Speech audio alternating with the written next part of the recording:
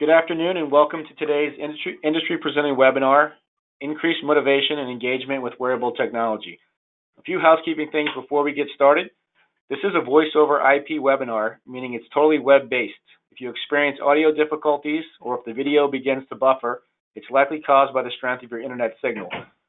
If you are having issues, please log off and log back on. If you have a question during the webinar, please type it into the question area within the GoToWebinar navigation, and we'll get to as many as we can at the end of the presentation. We also encourage you to join the conversation about today's webinar on Twitter by using the hashtag ACSMwebinar. Today's webinar is sponsored and presented by Polar. Polar is an industry leader in heart rate monitors, activity trackers, training apps, and online services. With 40 years of experience in innovative sports research, Polar caters to all levels of fitness. One continuing education credit, or CEC, courtesy of Polar, will be emailed to all participants on the live webinar at the conclusion. You should receive the CEC email and a link to the presentation within the next 1 to 2 days. There is no need to email ACSM asking about CEC credit. Today's webinar presenter is Brett Leto. Brett currently serves as a training resource specialist with Polar. In his role, he works directly with physical education instructors, personal trainers, fitness directors, health club owners, and strength and conditioning staffs, and various collegiate and professional coaches all across the country. He works with a team of trainers at Polar who conduct hundreds of online and on-site trainings annually, educating professionals on how to best utilize and incorporate heart rate-based training into their unique programs. Additionally, Brett has over 10 years of experience working specifically with Polar heart rate technology. It's with great pleasure that I now present to you Mr. Brett Leto. Brett, it's all yours. All right, Nate, thank you for the kind introduction. And I just want to let everybody know here today that I'm happy to be presenting for you. And I sincerely hope that you guys take away some things from the presentation that you can use inside your clubs or, with your athletes or clients in general. So hopefully it's an educational and informal training today. And without further ado, we'll go ahead and get started. So I think, Nate, we got the pass cross on the title here. I think the one from last year is what you had. But just so everybody knows in the room, our title for presentation today is Maximize Wearable Technology with Your Clients. So we're going to take this 45 minutes or so today to talk about, how to take this hardware, this wearable hardware that we have available to the public and for group and team use, take that technology and really squeeze as much as you can out of it. These devices nowadays, really come packed with tons of features and tons of sensors and things measuring anything from sleep all the way to heart rate, inactivity, calories, steps. Some of these devices even have GPS and altimeters for measuring barometric pressure. So you can imagine with so many features for these devices, there are endless possibilities that you can tap into as a resource for your training and to maximize things with your clients, really. So in a nutshell, technology has really come a long way. You guys can see over here on the left side, we have the sport, I can't remember, the sport tester. This is a device from 1982 designed to measure heart rate. It was the first wireless heart rate monitor ever created by Polar. I think it was born in the sport of cross-country skiing. And so you fast forward to the right there to one of our newer devices, again, which measures all of those things that I just talked about. So just to give you guys the visual here, these devices can measure, again, any number of things. Today, we're going to speak mostly in terms of the heart rate and activity functions. So heart rate monitors being a part of all these devices, either through electrical signal, right, from the chest straps or from the optical devices, measuring the pulse rate essentially from the wrist or from the arm. And then we'll dive in a little bit more. We'll change it up. I know our past presentations really, 100% focus on the heart rate aspect of it, but we're going to dive into the activity part as well, looking at the accelerometers inside these devices and what that can give you in terms of data and how you can use that to work with your clients. So, why measure heart rate? We'll start here first. Again, we're going to talk about those two pieces, heart rate and activity. Heart rate provides an objective measure, so you can really begin to eliminate the guesswork in terms of your outputs, right? Your energy expenditure or efforts in a given exercise. When it comes to steady state training or any type of cardio activity where you're going to maintain for long durations, there's actually a linear relationship with energy expenditure and heart rate. So that intensity data, that feedback is going to be pinpoint accurate almost at estimating that for those types of activities. When it comes to strength training and interval training, it's a little different. We're more concerned with the recoveries as opposed to the rise of heart rate. So we'll keep that in mind as we go through here. But heart rate is a reliable gauge and has been for many years. It's seen as a premier device for monitoring that as you go with your athletes. So moving on, you also want efficiency and precision. So you guys are going to have programs and do different things with your athletes, with your clients. And, the idea is that we train smarter, right? Not harder. So we want to take the time that we do have, the valuable time that we do have, and we want to maximize that. Heart rate can help you do that, either by utilizing the training zones or understanding, heart rate in terms of beats per minute and what that means in terms of what your goals are. We can also avoid over and under training. So we can provide rest when needed, and we can also provide more exercise and more activity when needed if we are monitoring that and trending that over time. Another big feature or another big reason why we want to monitor heart rate is a safety component.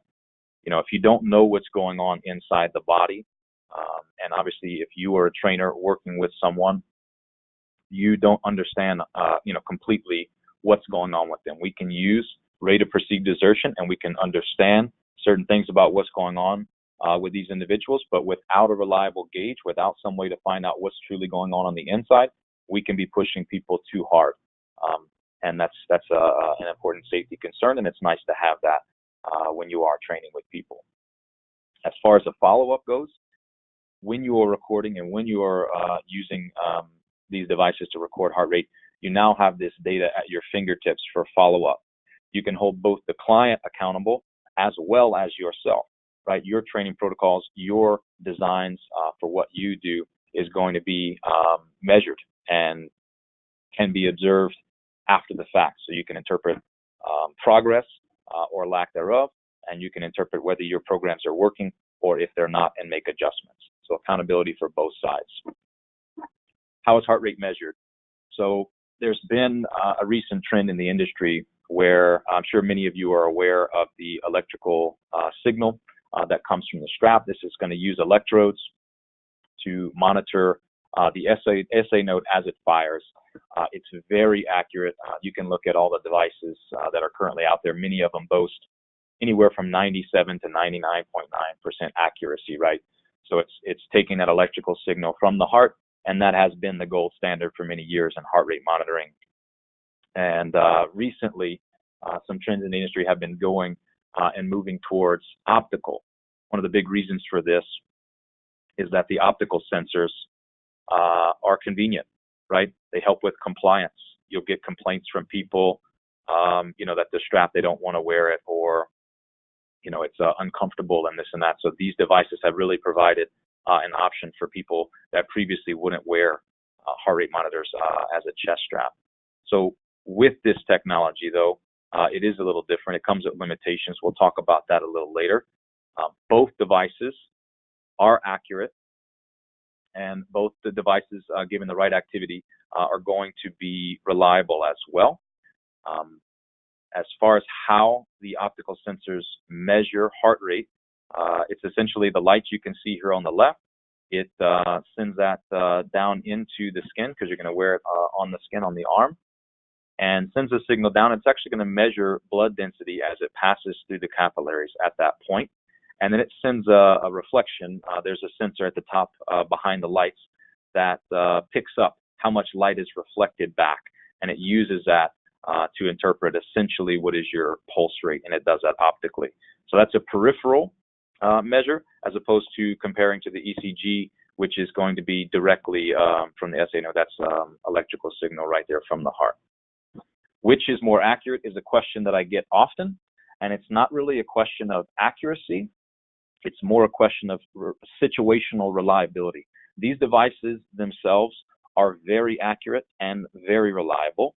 You just have to understand how to use them and to make sure that the usage, or the ways that you use them, the ways that you wear them, and the activities that you use them for line up to ensure maximum accuracy and reliability.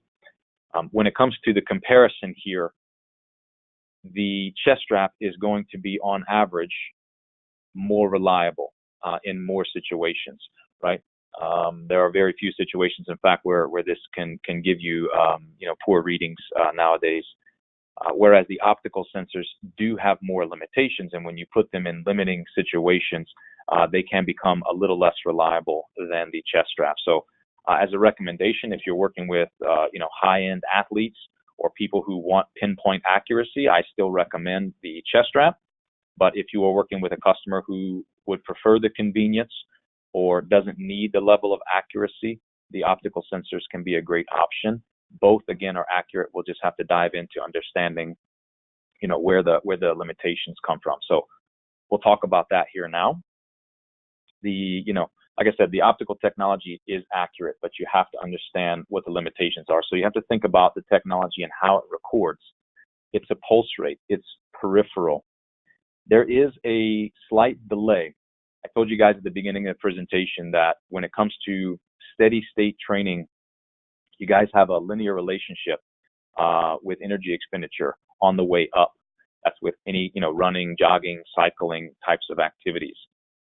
During interval activities, I stressed that it's on the way down that you're really wanting to look at the heart rate. The overall calorie expenditures are going to be there, but in terms of utilizing this during those types of activities, it's really the way down, because the rise is not quite as accurate as if you were doing cardio activities compared to strength or HIIT activities, right? This limitation for the chest strap is exaggerated by the optical sensor. So understanding that can help you understand where some of the limitations lie. So with the chest strap, it's going to be great. It's going to pick up the electrical signal during strength and HIIT training, and you'll get beat by beat, and it will be accurate. That lag time is there, but it's very not noticeable. The lag time when it comes to the optical sensor is going to be more pronounced for some people and for certain activities, because it is peripheral, away from the heart. It's measuring the pulse, has a longer response time, let's say. Another thing is that these devices rely on blood flow to measure your heart rate, right? There's an algorithm in there that calculates your heart rate based on that blood flow and based on that pump. If you are doing activities where you are squeezing at the hands and grabbing weights and really straining at that point where the optical sensor is on the wrist, you could basically limit that blood flow or constrict that blood flow, causing there to be some inaccuracies during that time. So understanding that certain activities where you are putting pressure near the sensor, HIIT training, strength training, these are situations where it will be accurate but a little less reliable. Understanding that can help you know which activities to use that for and which not. And then also wearing it properly. That's going to be huge. It's important for the electrical sensors, but it's also extremely important for the optical sensors. They do need to be worn snugly. They do need to be worn, skin to skin contact. It's ideal if you're wearing an optical sensor to put it, if it's on the arm, it would be on the lower side of the arm, on the underside where the skin is a little thinner and lighter. Because again, we're dealing with light here, so the darker the skin, the harder it is for the light to pass through. So if you can find a spot where it can shine through a little easier, that's going to help. Again, with the watches, it's going to be on top almost every time. But if you guys are able to get some of these ones that go the armbands, you can turn those, invert those on the inside and get a better reading. So understanding that, understanding some limitations, and knowing how to best use it is going to help you moving forward with the optical sensors. If absolute accuracy is needed, you'll use the chest strap. So moving on to activity, why measure activity? So we know why heart rate, is needed, and we've established that over many years. Heart rate's a good measure of intensity, but why measure activity? Accountability and as it pertains to activity is important.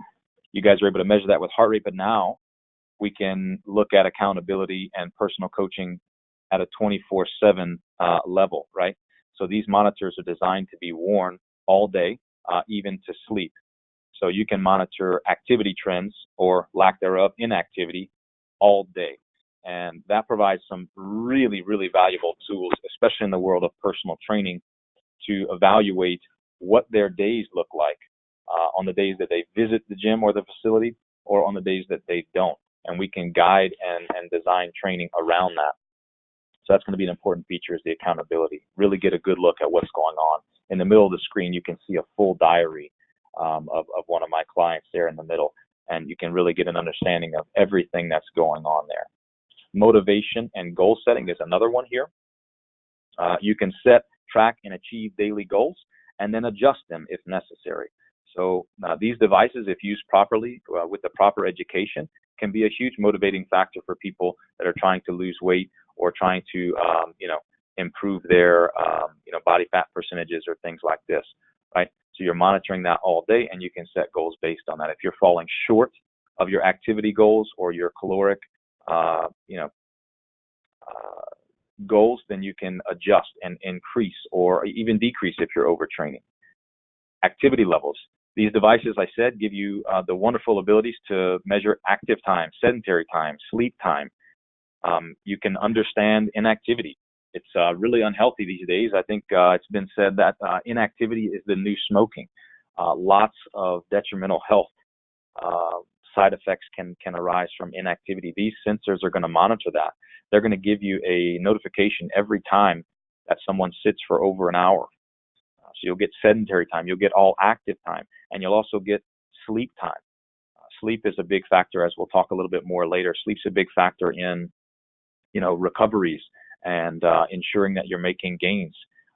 Lack of sleep can be a big cause for athletes not making gains and not making proper recovery. So this is another factor that you can pay attention to, and the wearable devices nowadays allow you to track that. So these are advantages that you can use. They're out there. Caloric expenditure, again, this is one that comes up all the time with athletes and coaches that I work with. These guys and gals are working out, and they are putting in long hours every day, all week, and they are training hard, and then they go and play multiple games a week sometimes. And maintaining proper nutrition is a huge factor for athletes, and on the other end, for people looking for weight loss goals.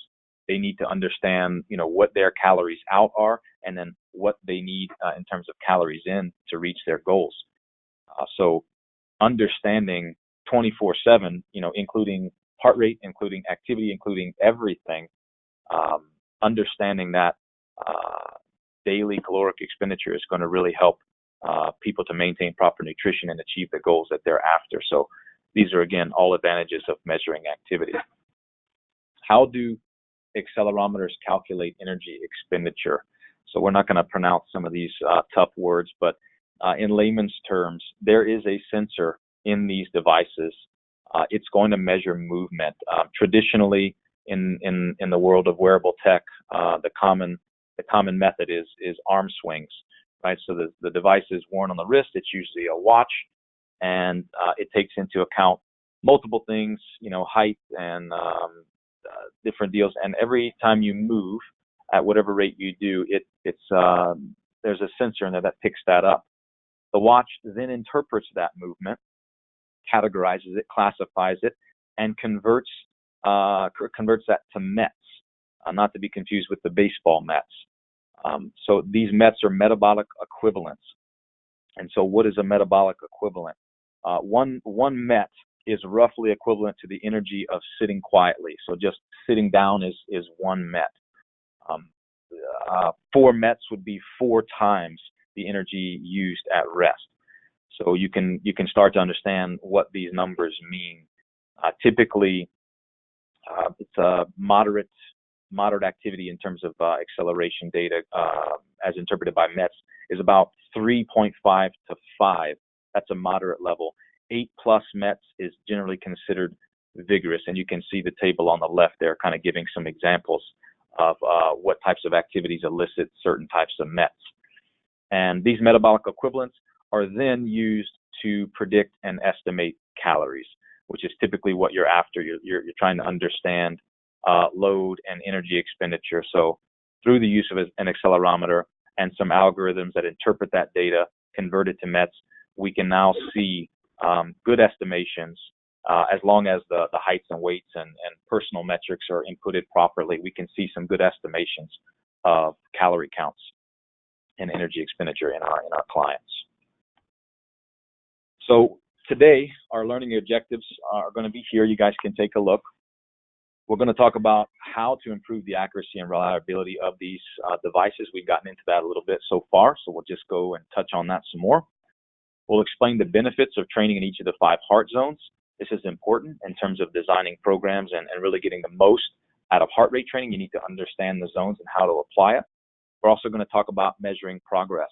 These are usually huge things that can be implemented to improve motivation and to keep people on track. There's many measurements here, as you see: heart rate average, rest, recovery, VO2 max, that you can record using these devices to track and trend progress and keep people on pace for their goals.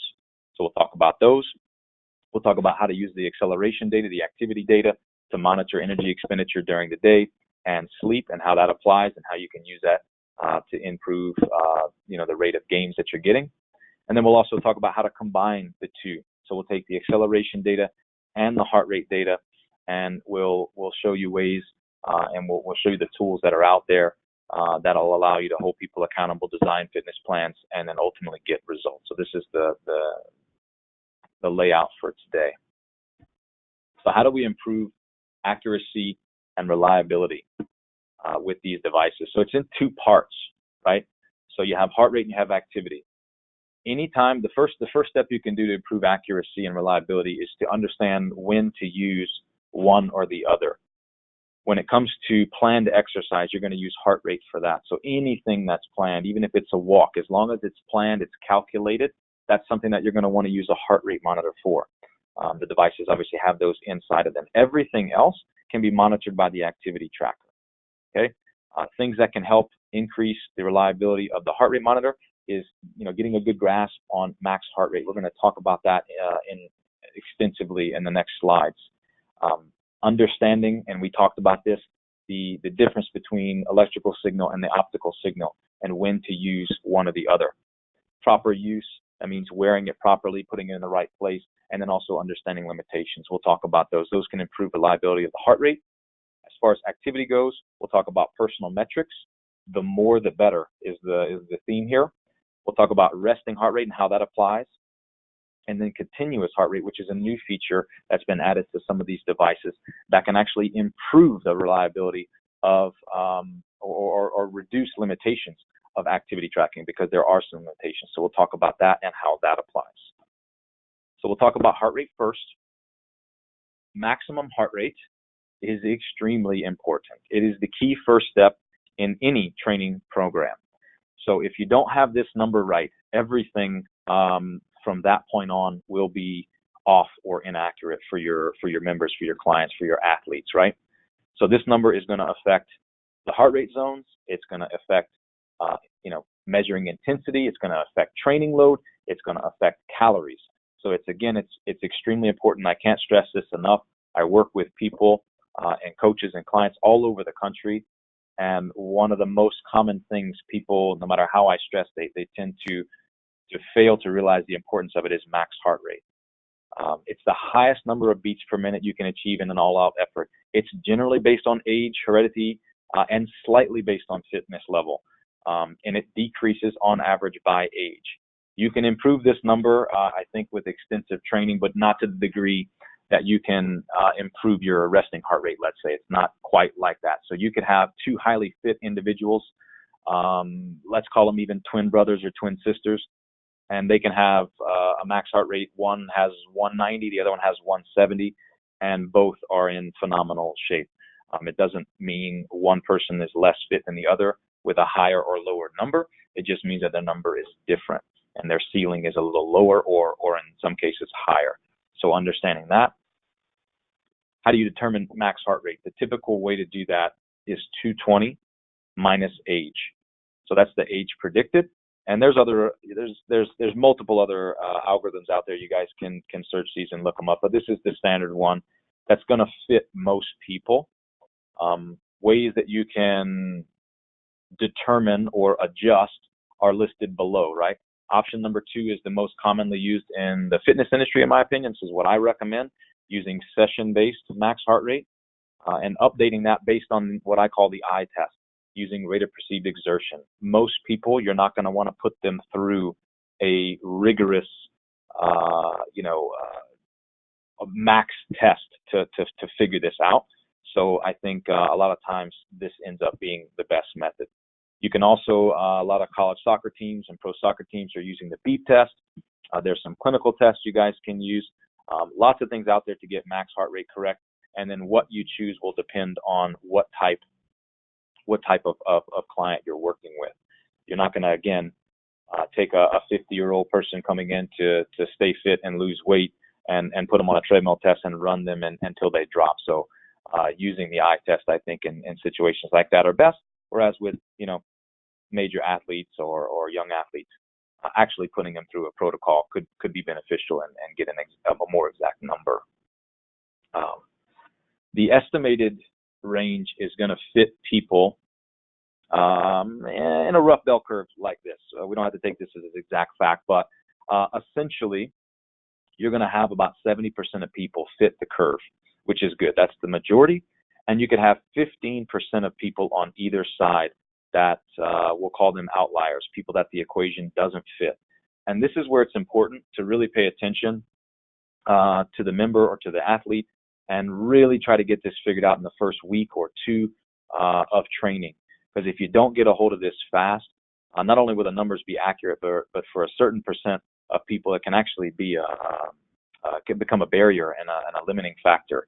So you really want to pay attention to this. So again, the standard equation is going to fit about 70% of people. And this is a screenshot of our club system, actually, that shows multiple people's heart rates in a group fitness setting here. And you see I've got several people in here that appear to be working properly for, we'll say, Phil and George. Everything seems to be working just fine. You wouldn't know that unless you actually were watching them, but I was there. So Phil and George, they look great. TJ is fine. But we have John and Sean. Early indicator of a issue with max heart rate is going over 100%. It's physically impossible, right? So if that's the case, then their max heart rate is under predicted, and we need to go in and make a change and move it up. That's 15% on one side of the bell curve. The 15% on the other side is going to be people like James. And so let me give you an example, and we'll skip ahead. I'll show you James here. So this is James. I've got his heart rate on the right. He's at 70%. In the room, I'm looking at him. He is probably at a rate of perceived exertion of about 10. So based on the eye test, looking at James, I'm looking at his sweat, listening to his breathing, labored and whatnot. He's at a 10. However, if you look down here, his chart is going to show a ceiling, and you can see I drew a black line over it, a ceiling right around the tip of the green, right into the orange. And no matter what James does, he cannot get above this. So he's essentially maxing out, but because his max heart rate has been predicted improperly, it's going to be impossible for him to get into the higher zones. This can be demotivating, and it's also inaccurate, right? His calorie predictions will be wrong. His intensity predictions will be wrong. His training load, right, effect from training is going to be wrong. So it's important that we identify this right away and make changes. John and Sean were the other two in my example. These are guys that were going over the line, and you can see based on the arrow indicator that they are above even the red zone. So what I would do in a scenario like this is simply find out where their max was in that session, determine if they truly were at let's say a 10 on the rate of perceived exertion scale, and set their max heart rate at that spot, that exact spot, the highest that they got during that session, or I would maybe just add a few onto that, and then we would get a much better understanding of what their max heart rate was. So that's an adjustment that's a lot easier to make. It's a little harder to find the Jameses of the world than it is to find the Johns and the Seans. Now you have Phil here was working out, and I'm looking at his graph, and the rate of perceived exertion lines up perfectly with the heart rate recording on his graph. So I would say probably within about 5 or so beats, maybe less, that Phil's max heart rate was predicted properly. So he fits in that 70%, everything works fine. The key is knowing who these three people are, these three types of people, and identifying them quickly and making the necessary changes so that everything else lines up accordingly. Okay. So the main thing is you don't want to be complacent and just set that max number at the estimate and leave it. So you want to make adjustments, and you want to be really paying attention to that early on. If you don't do that, everything else is going to be wrong. Other ways to improve the reliability is wearing these devices in the right position. So take notice in the upper left. With optical sensors, I told you about the lifting weights and moving kettlebells and Olympic lifts, hang cleans and jerks and things like that.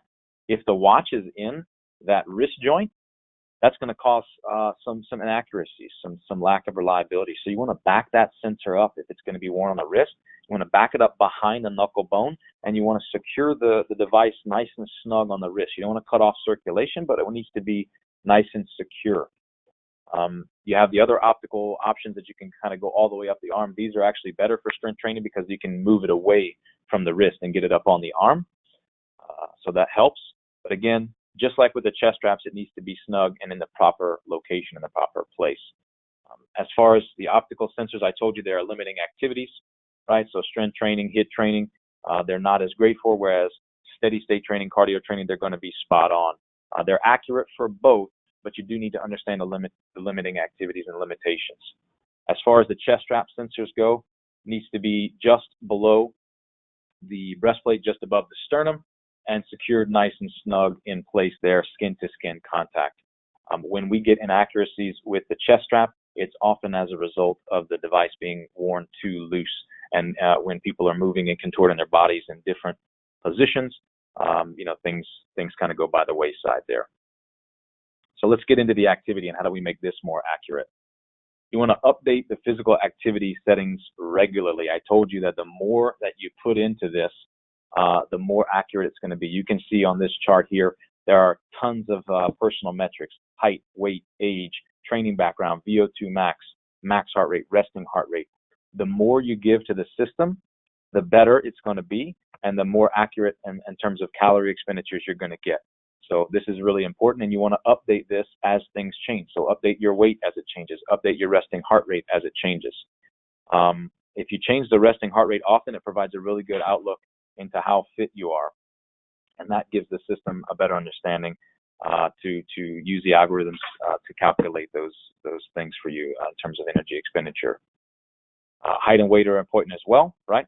It's based on arm swing, so if you put an improper height in there, you're going to get different arm swings. It's going to be a little off there. You want to wear the device for a full 24 hours. These are 24-hour fitness trackers. So if you want an understanding of your total daily energy expenditure, you want to wear it the whole day and get a better look. Avoid, putting this on your dog and having them run around and getting, cheat calories, or putting them on the fan. These are things I've heard and seen before.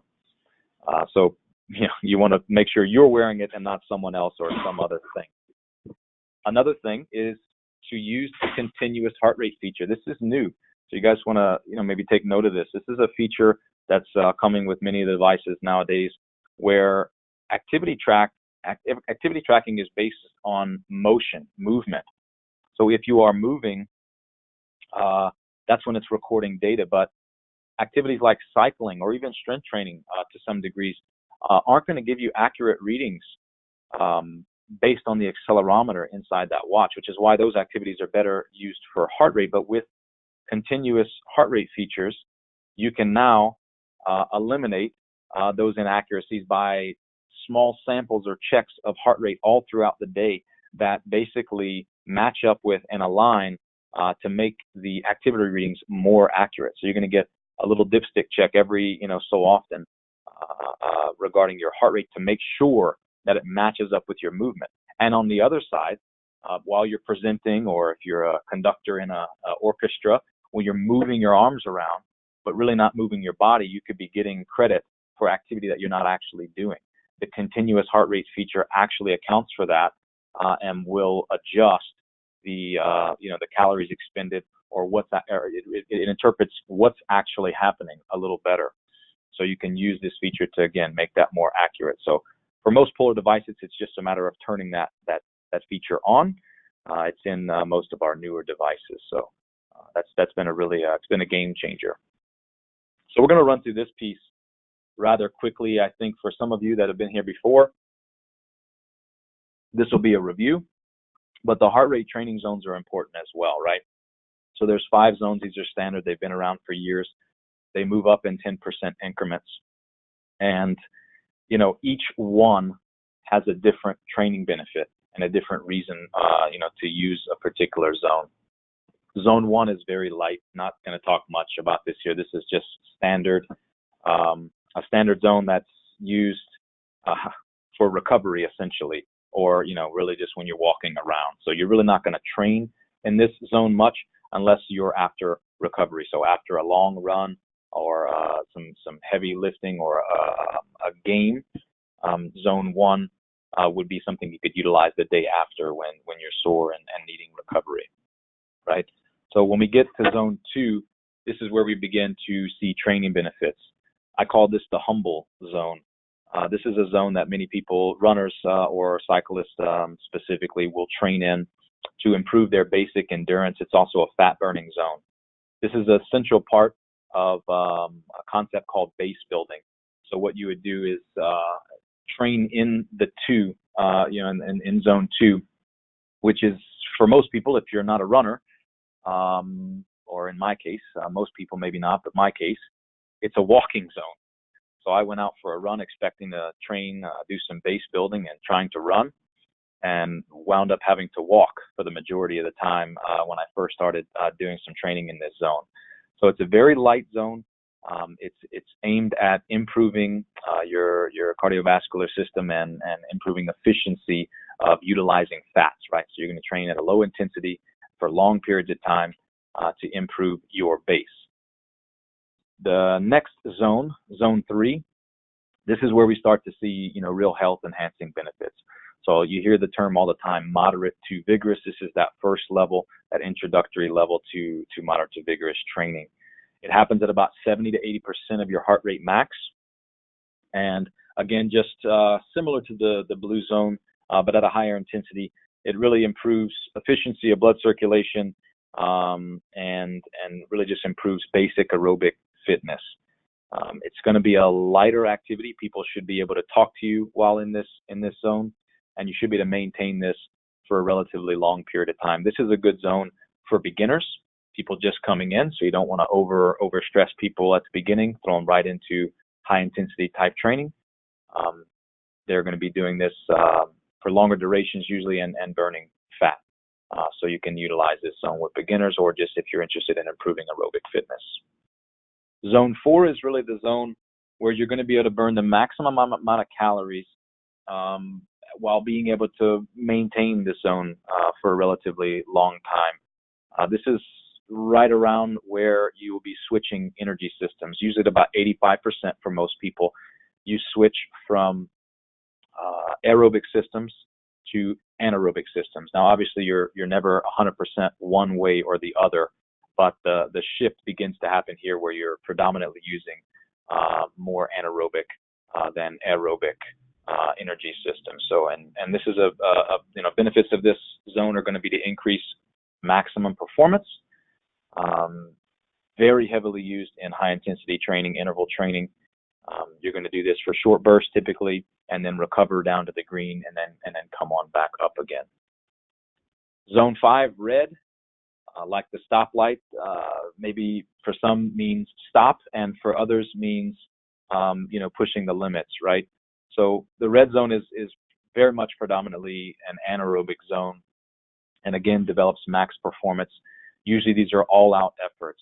So it's recommended for fit persons and sports and things like this, but you'll see this in the gyms with maybe people that are unfit or people, pushing themselves. It's okay to be in the red zone, from time to time and be up there. And especially, again, if you're a fit person or an athlete, you may train in here, this zone a little more, but typically you're going to see people come up into the red zone and then they're going to get tired and then they're going to recover down into one of the other zones before rising up again. Usually you'll spend about, less, significantly less, depending on your fitness level, less than 5 minutes of time in this zone. So the benefits in terms of zone 4 and 5 are really, max performance and speed. The blue and green zones are predominantly aerobic capacity, fat burning zones. So keep that in mind when you're designing trainings, so that you can maximize, whatever it is you guys are trying to do with your clients. Maximize the time and train, smarter, as we say, not harder. So as far as training zones go, and I talked about the anaerobic threshold by 85%, that's going to happen in zone 4. You've got the aerobic threshold that happens at around zone 2. Moderate to vigorous physical activity is 70 to 100% of max. That's going to be zones 3 through 5. HIIT training, high intensity interval training, happens typically in the yellow zone, zone 4, and then recovering down into green or sometimes blue, depending on the protocol. And zone 2, like I said, is base building, fat burning, just for review there. So in summary, it's, not always faster or harder. It's what are you after? If you're after aerobic capacity, we are more green and blue.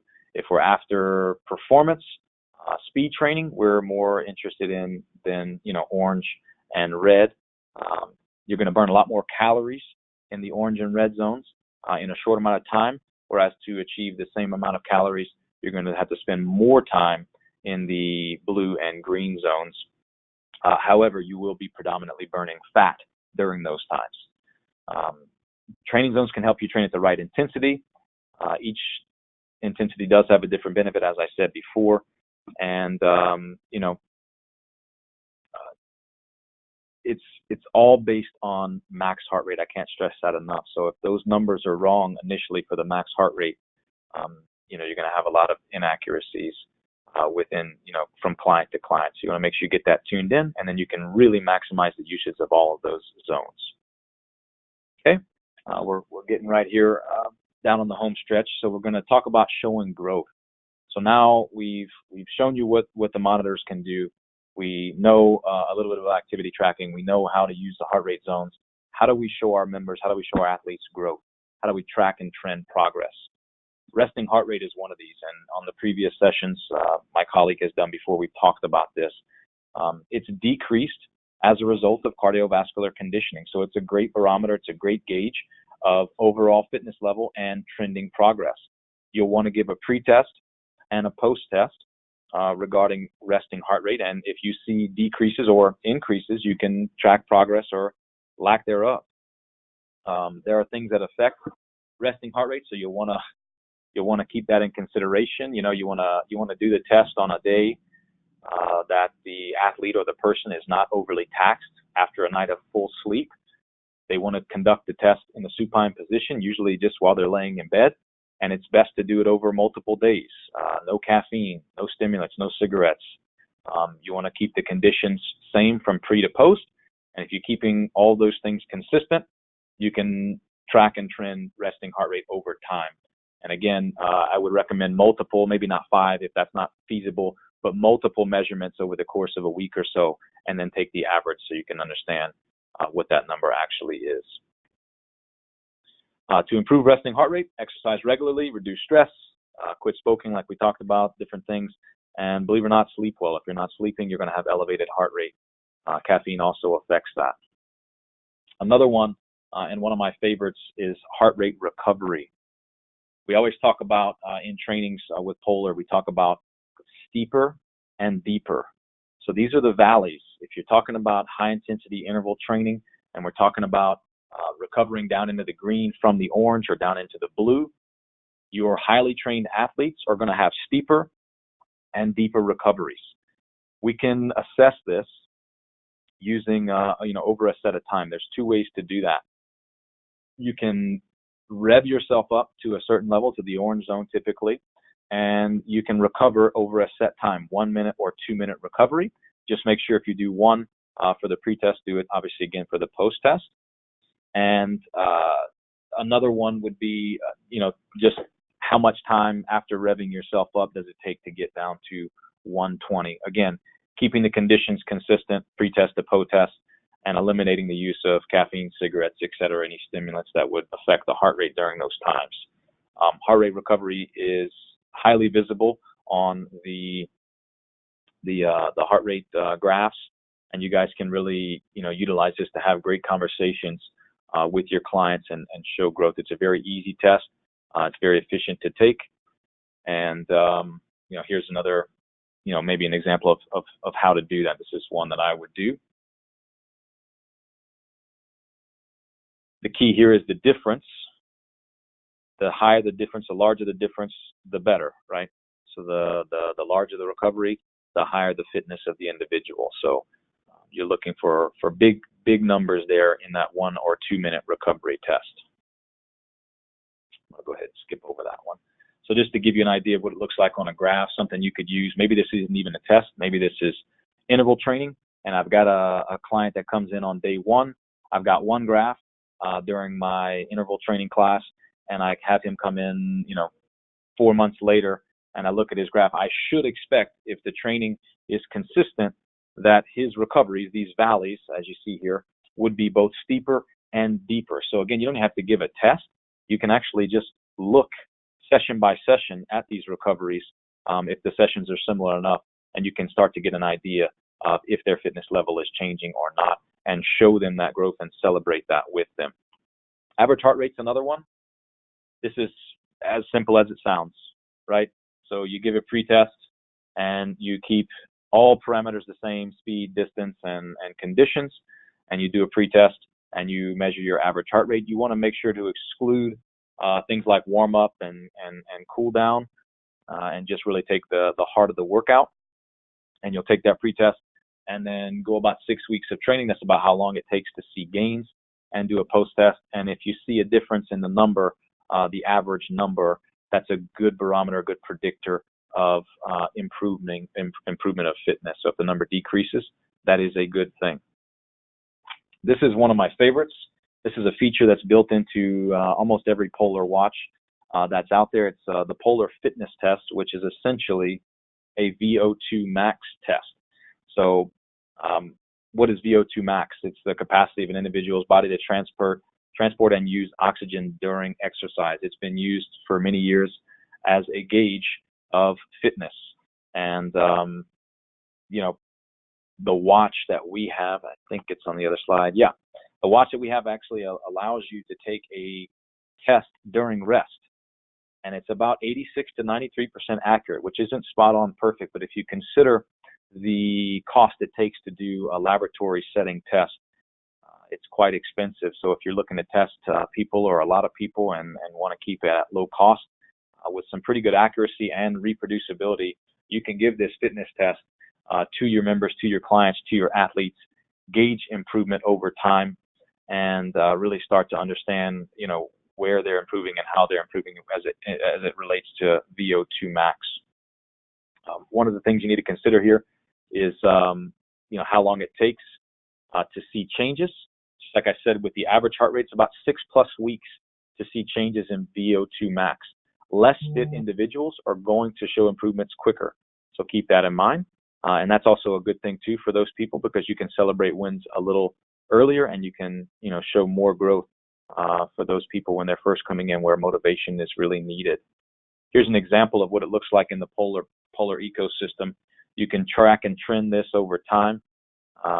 Each dot represents a test of VO2 max, and then after some training, at some point there was a spike, and you can now see that the VO2 max number improved over time. And you can actually show this to the member through our platform. You guys have access to all this data for your clients. It's a really powerful tool that you guys have for use at your fingertips. So how does this all come together? So we've got heart rate data, we've got acceleration data. How do we really pull this all together? What's it all mean? How do I use this? How do I analyze these things? So essentially what you're going to get from these devices nowadays, again, all of those sensors in there, all the things you can pull from, you've got sedentary time, you've got physical activity, you've got exercise. You have literally the formula for energy expenditure. You've got everything you need. So it's going to include BMR, it's going to include all activity during the day and all planned exercise. All that's being recorded, all that's being tracked, and it can give you a really good picture of what your daily caloric expenditure is. I can track this every day. I can see, as you see on the left here, I blew this up.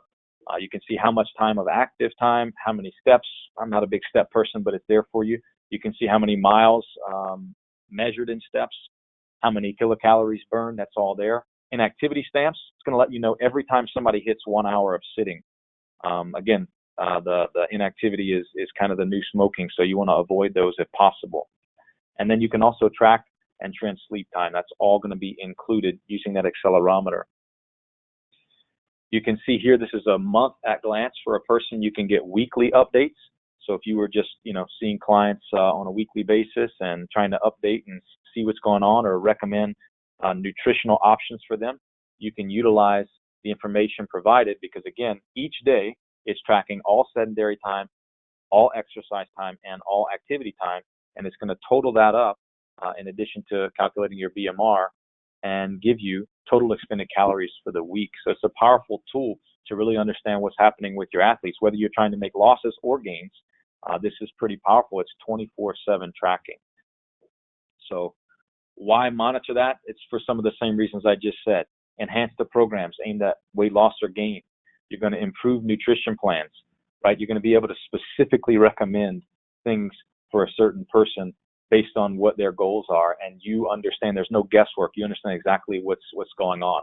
One of my favorites is to, in a way, for fitness professionals, anybody owning a gym or a trainer, you can monetize this.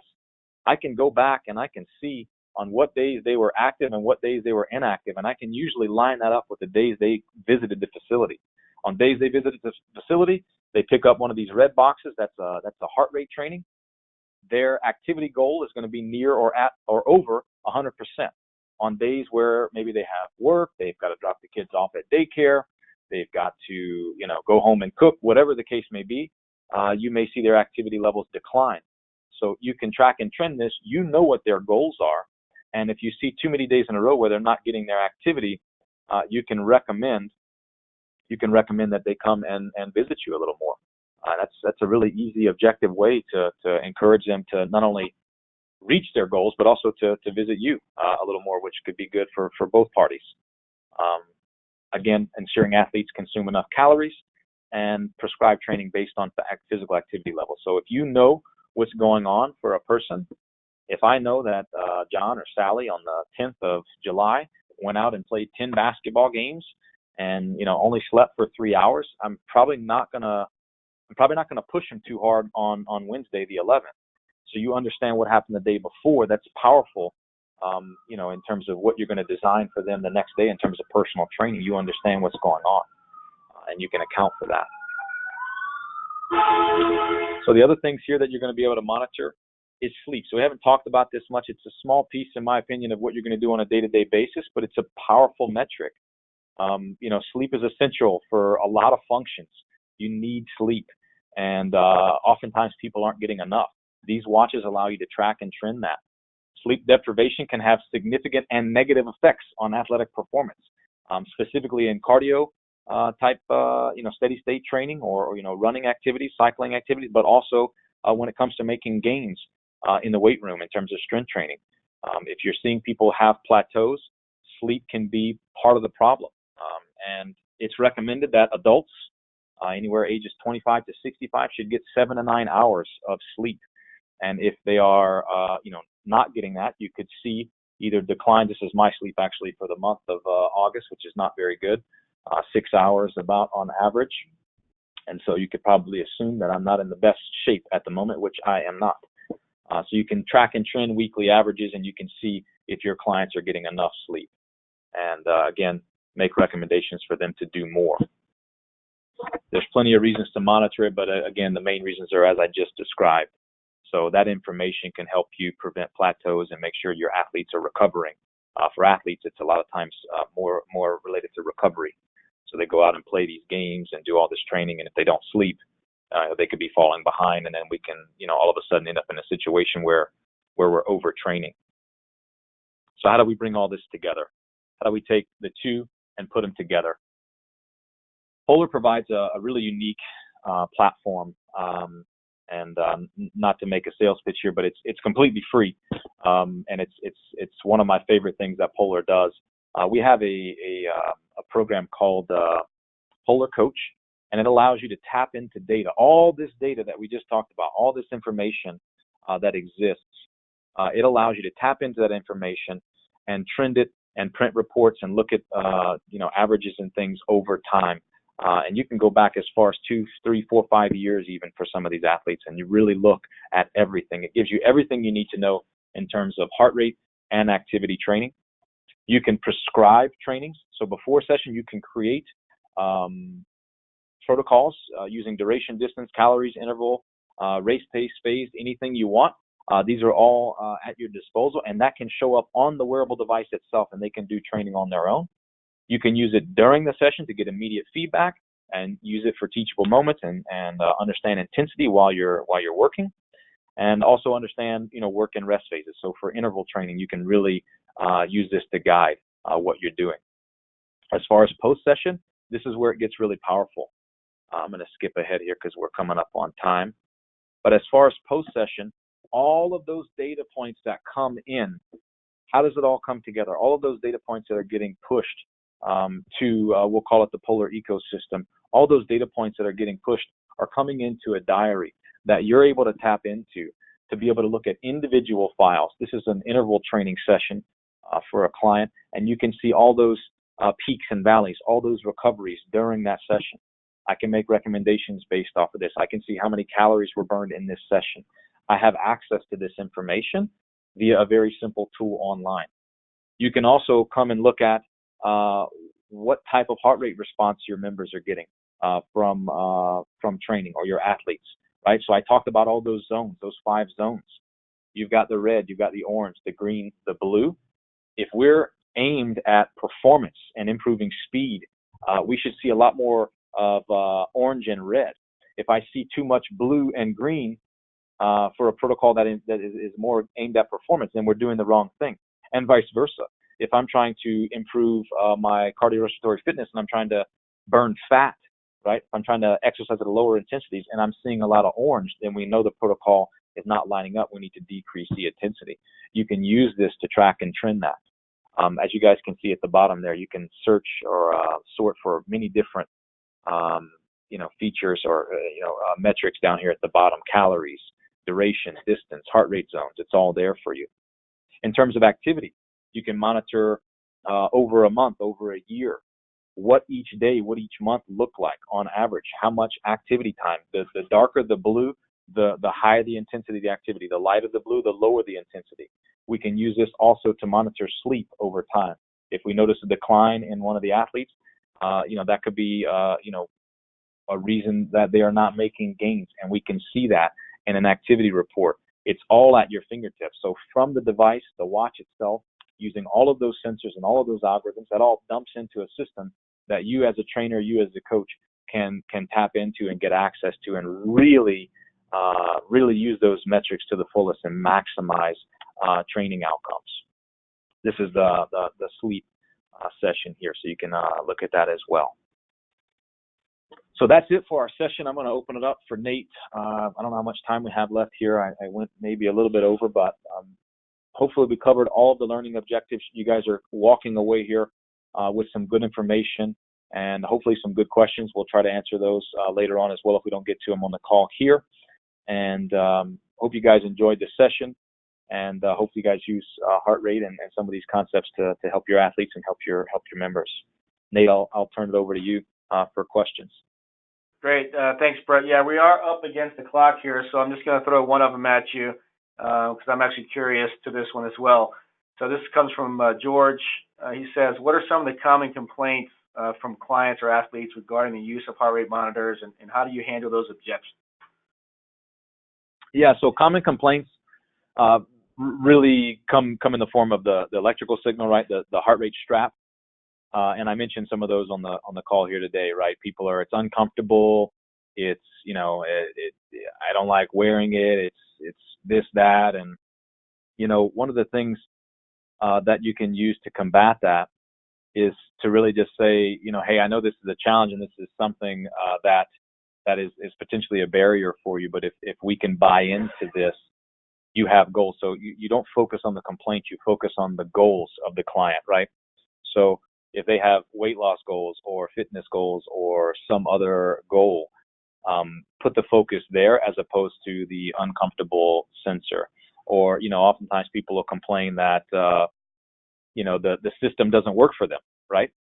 It's typically a max heart rate issue. So that's on the other spectrum, right? So they walk in and they hate heart rate all of a sudden because they can't get in the orange or the red zone. So paying attention to detail can help you deal with complaints. So really listening to the customer initially, hearing their concerns, and then focusing on the goals, but also monitoring them after that first conversation, because all too often we have the first conversation and we let them go. So focusing on them, for the weeks post that first meeting, you guys can combat some of these issues by just understanding heart rate, understanding the technology, understanding max heart rate, and really tuning this into people. Because if it's working properly, if you've got things tuned in right, this is a huge motivator for people, and you'll see those complaints begin to walk away as you take more interest and more ownership of using heart rate with your sessions. Great. Thanks, Brett. So we are up against time here. If you did submit a question through the GoToWebinar navigation, what we're going to do is we're going to take a good handful of those questions. I'm going to share them with Brett. He's going to turn those into a blog that we're going to put on ACSM.org within the certification area. So hopefully we'll get to we had a good number of questions, and we appreciate you guys for sending those in. We'll try to get to as many of those as we can in the blog. But with that, I want to thank everybody for attending. As a final reminder, an email will go out with a link to the CEC along with a PDF copy of the slides and a recorded version of the webinar. You should get that within the next day or so. And then also in that email, there's going to be a survey, and we would appreciate you taking 2 minutes to complete that survey because we do appreciate your feedback.